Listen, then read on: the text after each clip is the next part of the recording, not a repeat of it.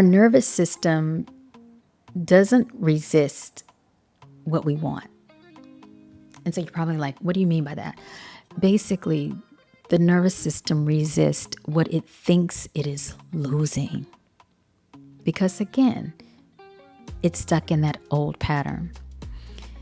Hey there, darling. I'm Faith Hunter, and this is the Spiritually Fly podcast, where we explore the soft, sacred, and sometimes messy layers of becoming. Everything I share is grounded in one intention: to support you in living with more truth, clarity, and self-trust as we move through life. Today, we are talking about the inner narrative. Not the story you tell people, but the story your nervous system believes. Hey. So welcome back to another episode. I am so excited to have you here. Changing up the format. My internet is doing weird, crazy things today. So I'm filming from a different camera. Obviously, I'm in a different location. But yeah, we are going to talk about a little bit about neuroplasticity. We're going to talk about the words and the way that we talk to ourselves, and that is the energy of the inner narrative. Before we dive deep into today's conversation and this episode, I want us to pause for a moment. And as we pause, know that you can take a couple of long, deep breaths in and out of your nose. Soften those shoulders. And just allow yourself to breathe deeply in and out of your nose. And I want you to think about the way that you talk to yourself. I want you to think about those things that you say at 2 a.m. in the morning when you are spiraling out, like we've all been there. When those messages of insecurity and self-doubt start to bubble to the top. And as you breathe into that, you breathe into the way that you talk to yourself. And maybe you're thinking, oh man, this is not how I should do this. Or maybe you're thinking to yourself or beating yourself up around how you are approaching your life and the negative messages that are flowing through your mind. I want you to know that you are not broken. These are just old patterns. And the beautiful part is that patterns can be changed.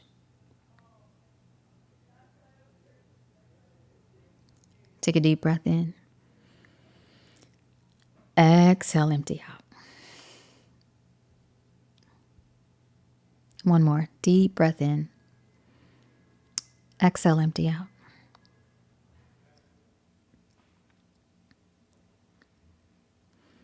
All right. So go on and open those eyes. And we're going to dive right in. And I have to say, there will be some noise that's going to come through. I'm on the first floor I'll just say this real quick. I'm on the first floor of my building. So please excuse any sounds that come through, some voices, noise, street noise or whatever.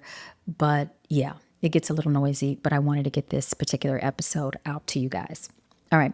So I have my notes here because we have a lot to talk about. We have several things that we need to discuss as it relates to the inner voice and thinking about how we approach our choices and decisions in our life. Here's what I want to share in this episode. I want you to understand the why you may be constantly returning to the same thoughts and ruminating over things, blocking the messages that are positive. I want you to understand why also your body may be hesitating, even when your mind is like extremely certain. So it's like one thought may be going through, but then your body is tensing up and kind of shifting you and creating a sense of fear and anxiety. I also want to provide in this episode, which I think is going to be extremely valuable, is a practice. A very short, simple practice that I'm going to do towards the end that is going to help you rewire some of those messages that are flooding through your mind. Now, let's begin with the first one. Why are you spiraling out? Why is that spiral showing up at 2 a.m.? Why are you ruminating over things? So, in those moments when you are trying to decide to send that email or you're up late at night, I want you to know very clearly that this is not weakness. So, don't beat yourself up. That is the main thing, is do not beat yourself up in the process, because it doesn't mean that you are behind. It doesn't mean that you are failing in your healing journey or the work that you're doing. It basically means that your nervous system is doing what it learned. The nervous system is doing what it learned. It learned a very specific behavior of protection. And the interesting part is that the brain is extremely loyal, I guess is the word I want to use. Yeah. The brain is extremely loyal because its goal is to, of course, keep you safe. The way that it keeps you safe is that the brain automatically starts to predict, because it's a sophisticated machine. So it's predicting, well, if she does this, then this could potentially happen. Or if that choice is made, this feels familiar. We've probably gone down this road before. Then I'm assessing the risk. There is potential for failure. There's potential for discomfort. There's potential of harm, emotional or physical harm, and therefore we're not going to do it. And so then what starts to happen, you pull back. Ultimately, when you are doing that pullback moment, your brain is just following its old blueprint.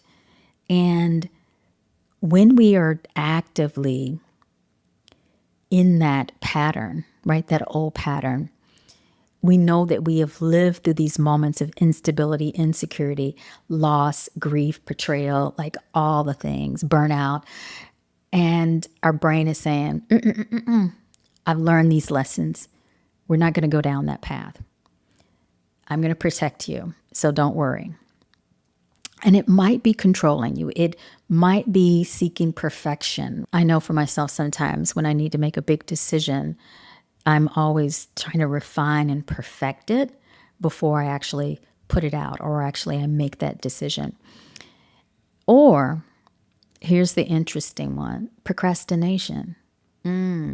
Procrastination is actually fear. Fear of what's on the other side. Fear of your greatness, right? That's the message I have to constantly tell myself. Why am I procrastinating? I am afraid of X, Y, and Z. But you know what, Faith? You can do this. Do not allow yourself to dive into the old pattern of procrastination. And the thing that you definitely don't want to do is to set yourself up in this place of ultimate procrastination. It's like putting on an old dress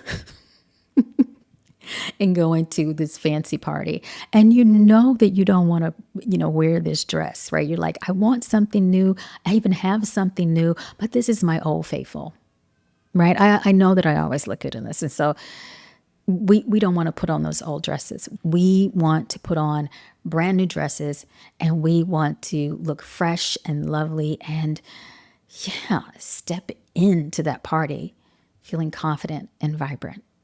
Okay. I don't know why I use the dress analogy. Maybe because I really want to wear a dress or something. Okay.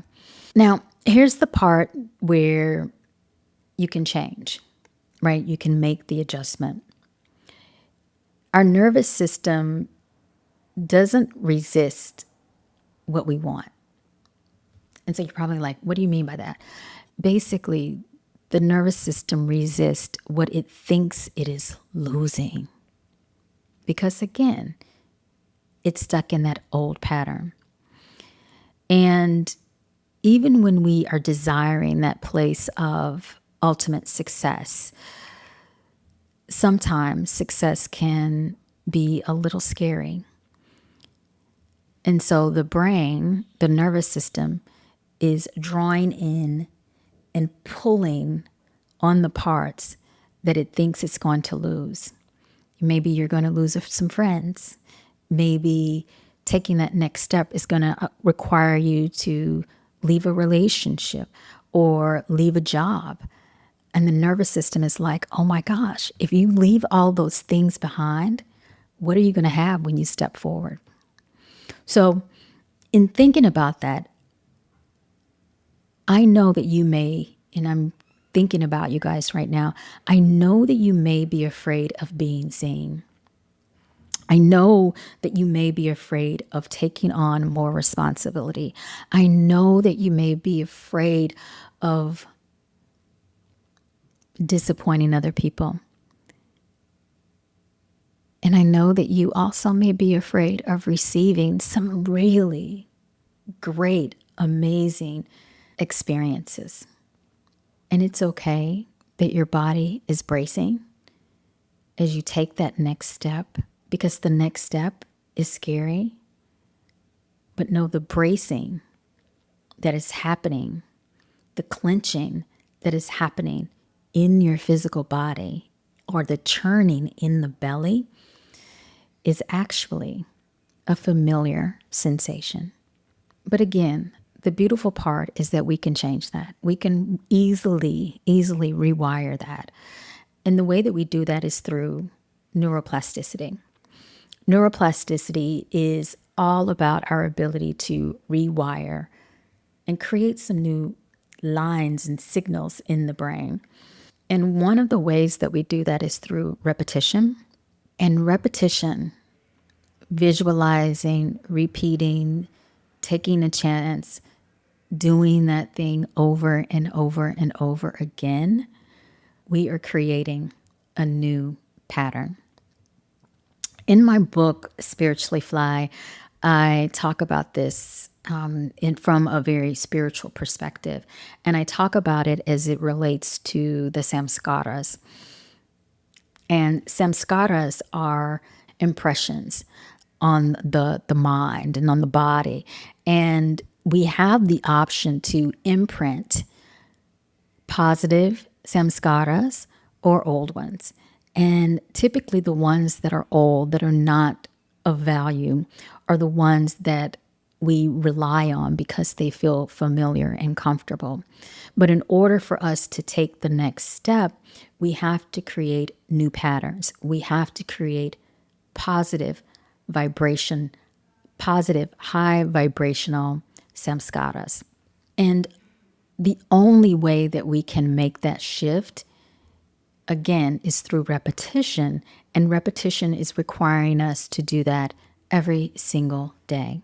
We have to create new patterns every single day in order to create a shift.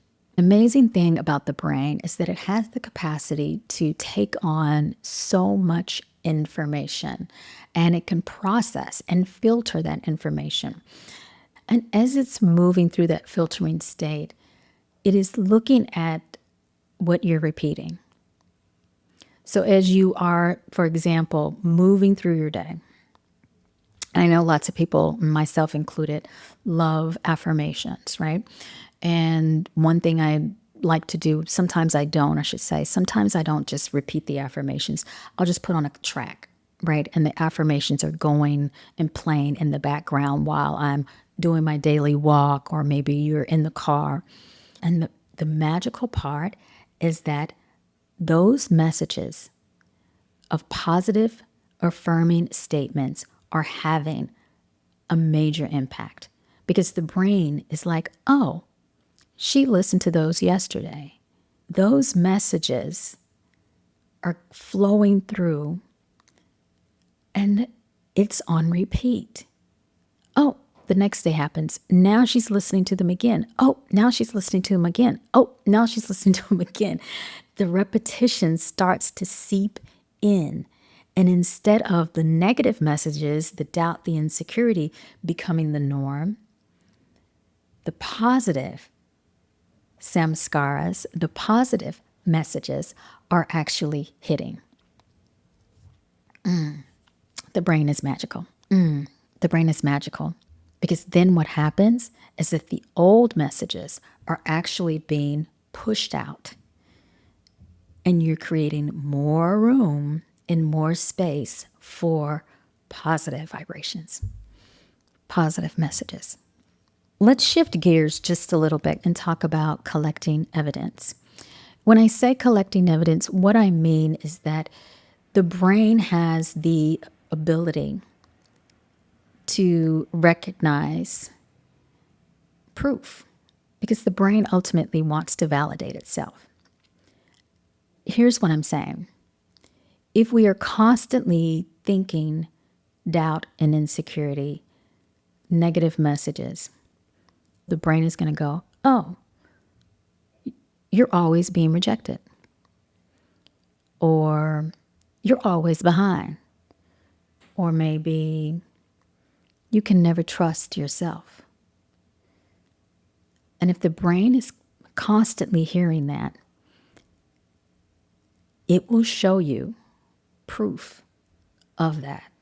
And what I want to say is that sending out those positive messages or thinking those positive thoughts, it's not pretending, it's actually retraining your brain. In my book, Spiritually Fly, there is a sutra, which is a life principle for those of you who haven't read my book. And this life principle is lead with love. And it's literally the first chapter of my book. I started the first chapter with lead with love because it sets the foundation. And this is where that neuroplasticity comes into play. When we are affirming who we are, when we speak kindly to ourselves, we are infusing love into our bodies and our minds and their, the neighbors.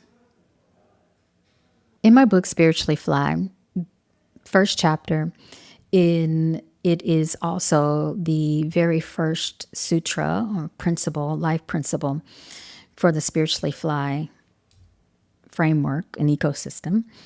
It is lead with love. And I'm mentioning that because one way that we actually start to shift the way that we think and process information and give us the capacity to step into the next version of ourselves or manifest the things that we desire, we have to infuse love into ourselves. We have to speak love. And what is happening every single day is that we are either speaking to ourselves in a way that is creating safety, care, love, and compassion, or we are speaking in a way that creates fear, anxiety, and stress. And if we are doing the last one, right, if we are constantly saying negative things or infusing more and more doubt into our minds, then it only makes sense that the things that we are desiring are not going to show up. And therefore, the brain is going to go, well, where's the proof? Oh, there's the proof. The proof that you can't do it. Here's the proof that you aren't worthy. Here's the proof that you aren't going to take that next step because you are constantly infusing negative messages. So the key here is to tell your inner voice, have deep conversations with your inner voice that are loving, that are kind, that are positive. So the brain, again, receives those positive messages on a daily basis. And as it starts to receive those messages on a daily basis, it will actually start to show proof in real time. Here's an interesting thing I'm going to throw out. For those of you that know, I had a dog, Sebastian. most adorable Shih Tzu. Had him for 17 years. And unfortunately, he crossed over the little rainbow. But from time to time, I will go, oh, I miss Sebastian. Or I'll think about something positive about Sebastian. And it never freaking fails. I will walk out of my home and see a Shih Tzu. It happened this morning when I took a walk. Boom, Shih Tzu. And probably like 5 or 10 minutes before, it was in my head. Yesterday, I spent almost 2 hours hanging out with another little Shih Tzu Lhasa breed. He was a little mix. And it's because that positive vibration, those positive thoughts about my dog, the years and years of being with him and having so many amazing memories, they are deeply embedded. So they are positive samskaras, they are positive messages in my brain. And the universe, the divine, only can give me more. Even though I don't have a dog, it will continue to show proof of the beauty and love of a Shih Tzu. Trust me, it happens. And that's just one example, right? That's just one example that it's happened for me. The key here is not to think about what's wrong, what's keeping you from stepping into your greatest self or being your most highest self or doing the things that you love and are passionate about. The key here is to cement messages, thoughts, and actions that are going to lead to you seeing proof every day. And that actually starts to build your trust muscle. The thing I want to talk about is the physical body. And so often we aren't achieving and experiencing the things that we desire in our life because the physical body is not safe. And it's really fascinating when, I'll give you a few examples. It's fascinating when you tell yourself, oh, I really want love. But then the moment that you say it to yourself, the body tightens up.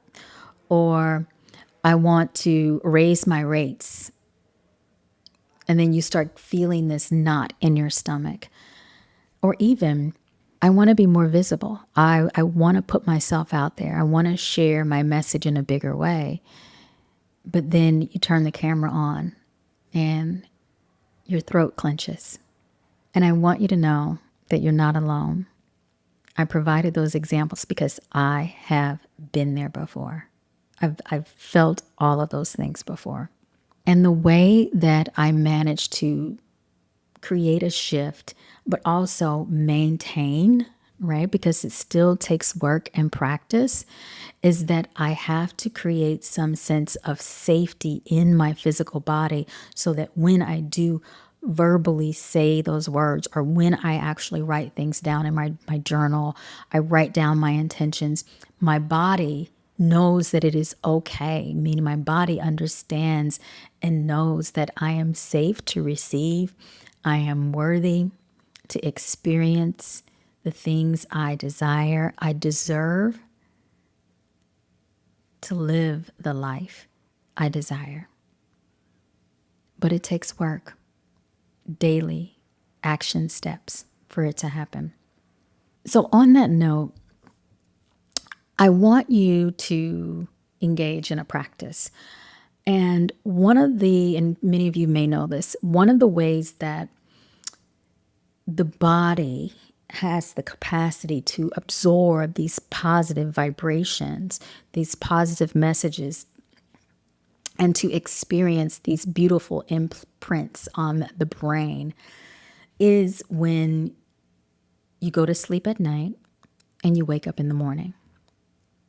Because you're coming out of that sleep phase or you're going into that sleep phase. And the brain is soft and pliable and it's open and it's receptive. So those two moments are the most ideal moments in order to plant some seeds, to say your affirmations, to affirm your greatness. So, here is one quick strategy I want you to use before I give you the practice later. The one strategy that I want you to do is first thing in the morning and before you go to bed at night. First thing in the morning, do not pick your phone up. I mean, my phone is my alarm. The thing that I want you to do is not to immediately go onto social media in the morning, right?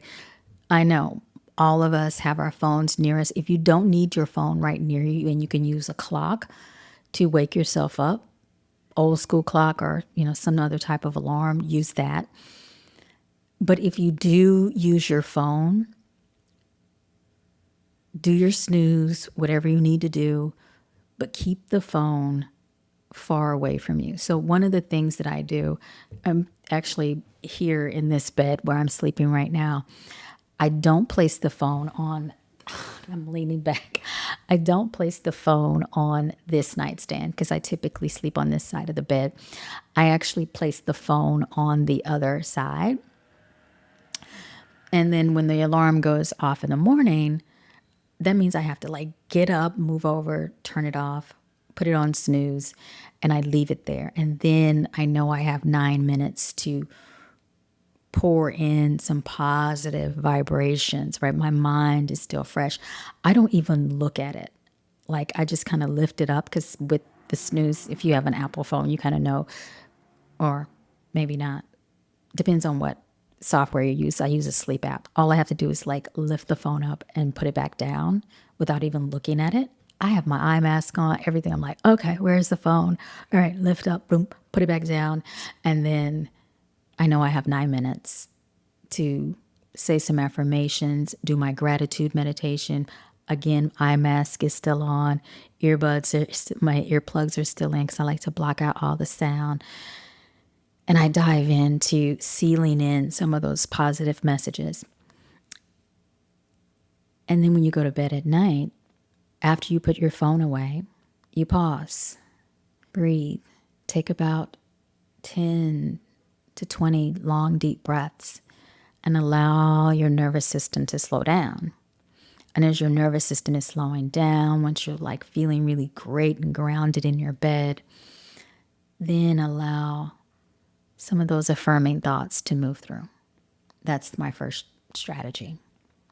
Before we go any further, I want us to take a quick pause. And if you're listening and you're thinking to yourself, okay, Faith, you're speaking my language. I am in this in-between phase. I'm in a place of transition. I can't get out of my head. I want to take the next step, but my brain is getting in the way, right? My insecurity is getting in the way. Know that I have something for you. I have created a 4-week experience called The Return, and it's specifically designed to support women who are feeling like they're in the middle of a shift and they need to slow down and listen and learn some new strategies and approaches to navigating their life and their next season. This is a place for me to hold you in a very nourishing way, but also provide some structure, provide some reflection, and support you in connecting with other women that are on that path. Know when you are in transition, you are not trying to fix yourself. You're simply navigating a moment in your life, and sometimes you need support in order to do that. So go on and click the link above and below, and I would love to see you in my 4-week program called Return. All right, darlings, let's get back to experiencing a practice because I want to share this. This is really important.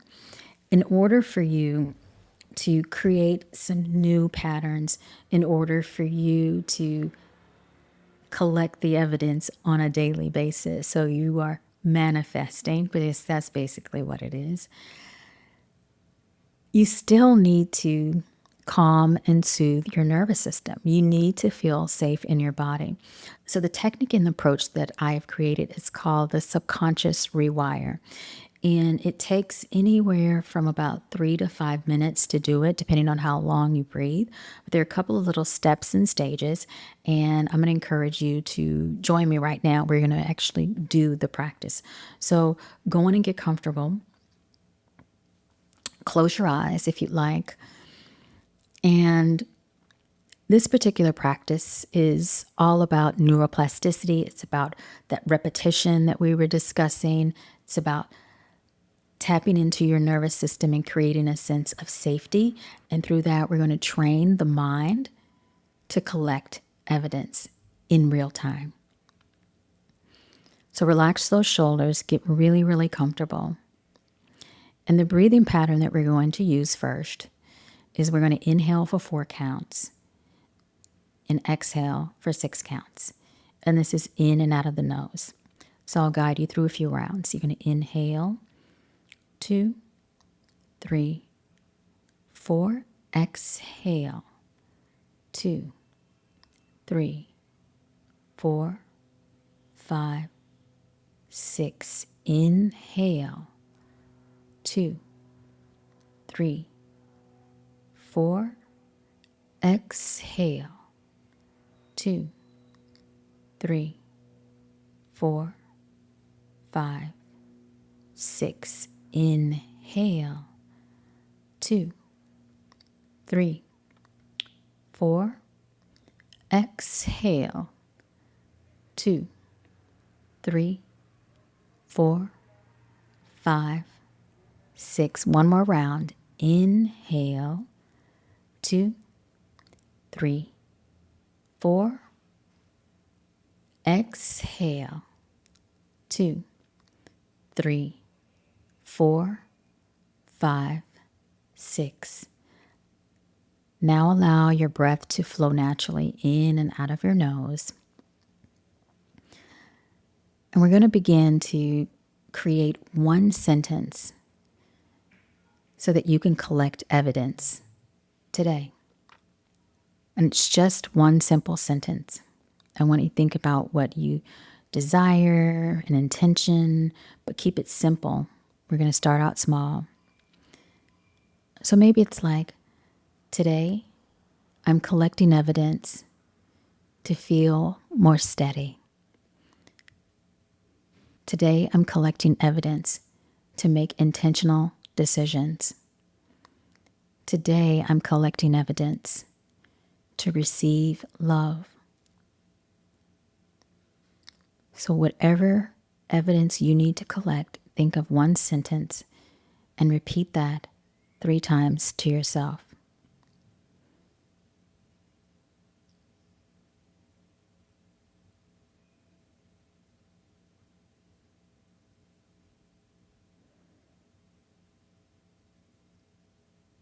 Now, after you've repeated that 3 times, I want you to visualize that moment of you collecting evidence, feeling that sense of love, feeling that sense of accomplishment. And it doesn't have to be all planned out. I want you to really tap into the feeling of the body. Keep the breath flowing smoothly and simply, and visualize that one single moment of you collecting evidence in real time.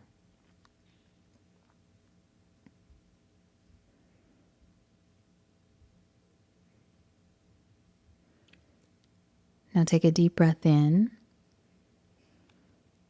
Exhale, empty out. One more deep breath in. Exhale, empty out.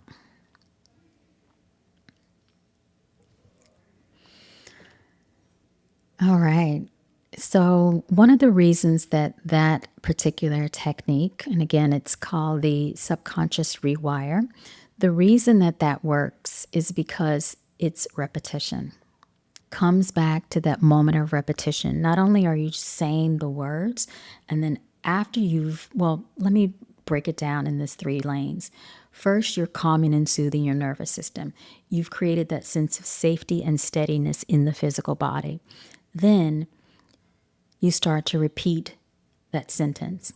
Today, I'm collecting evidence for X, Y, and Z, that one thing. You're repeating it 3 times. Know that you can repeat it even more. That's that audible repetition, right? That's that verbal repetition that you're having. And then because you're safe and grounded in your body, you verbalized it. Now you need to feel it, and feel it not just in your mind, but in your physical body. So there are 3 parts to it. Calm your nervous system, repeat what you want to see, visualize what you want to see, and then move into your day. So you can do this first thing in the morning, you can do it at night, you can do it in the middle of the day. Doesn't really matter, but it's a great, simple, easy technique to do.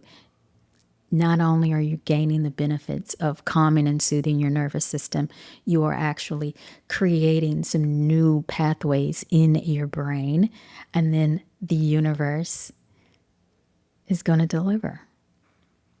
So again, I suggested that you do it small, like meaning find something small, test it out, see if it works. And then as you continue to like test out those small things, and you can repeat the same one every single day, right? You can do that for a while until you see it. But trust me, it's going to happen a lot faster than you think. And I've had people go, I want to see evidence of a free cup of coffee. Like, I don't care what you do. Like, put it out there and just play. Because ultimately, what's happening, again, you're calming and soothing your nervous system, and then that is going to have the greatest benefit. Because when you feel safe in your physical body, you feel calm and steady in your mind, all things are possible. All things are possible. All right, darling. I want you to take another deep breath in. Exhale, empty out with me. And as always, I want to thank you so much for joining me on another episode of Spiritually Fly Podcast. And of course, if you want to go deeper, you can always join me inside the Spiritually Fly membership, which also has an app. This is a perfect place for you to land in order to calm, soothe, and balance out your nervous system. But most importantly, there are a variety of well-being practices to support you and stepping into your fullness. All right, darlings, stay soft, stay grounded, and always stay spiritually fly. Ciao.